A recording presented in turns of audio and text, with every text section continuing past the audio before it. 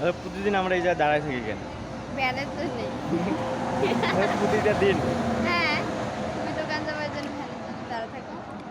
অনেকে কমেন্ট করে তো ভাই প্রতিদিন এই জায়গায় আপনারা কী করেন? আর ভিডিও করার ভাই সময় হয় না আমাদের, ঠিক আছে?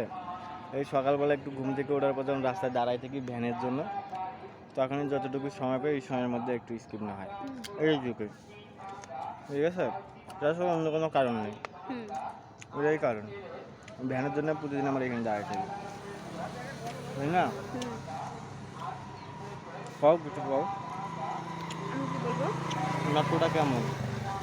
আছে মোটামুটি, বেশি ভালো না বেশি খারাপ না। হ্যাঁ, বেশি ভালো না বেশি খারাপ না, মিডিয়াম চলে। খালি মিডিয়াম। হুম। কয় টাকা নানি?